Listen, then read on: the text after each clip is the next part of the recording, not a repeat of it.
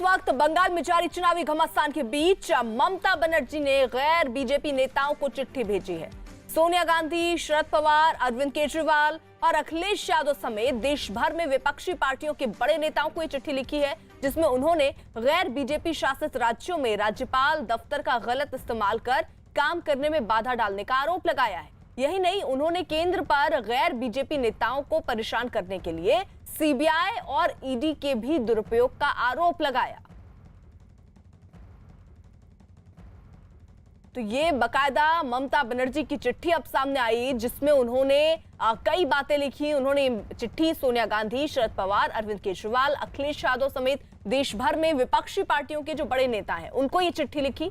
उन्होंने गैर बीजेपी शासित राज्यों में राज्यपाल दफ्तर का गलत इस्तेमाल कर काम करने में बाधा डालने का आरोप लगाया है और यही भी कहा कि केंद्र जो है वो गैर बीजेपी नेताओं को परेशान करने के लिए सीबीआई और ईडी का भी दुरुपयोग कर रही है।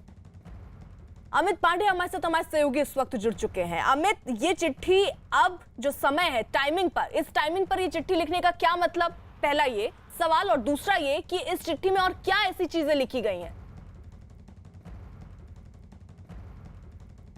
देखिए, इस टाइमिंग के वक्त यही है कि ममता बनर्जी कोशिश करना चाहती है पश्चिम बंगाल चुनाव के मद्देनजर कि जो भी विपक्षी पार्टियां हैं, जितनी भी विपक्षी पार्टियां हैं, चाहे देश के किसी भी कोने में हो, वो उनका समर्थन मिले। और इसीलिए चाहे अरविंद केजरीवाल हो या फिर अन्य कोई भी नेता हो, अन्य कोई भी प्रदेश हो, उनके नुमाइंदों को उन्होंने चिट्ठी लिखी है। अब इस मुद्दा क्या है? मुद्दा ये है कि केंद्र की शक्तियों का दुरुपयोग करना।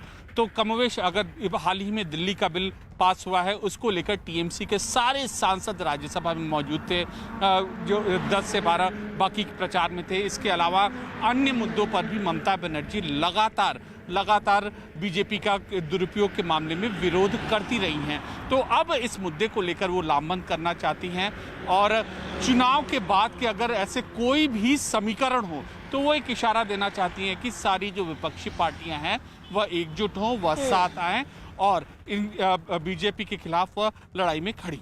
बिल्कुल, रहिए जरा आप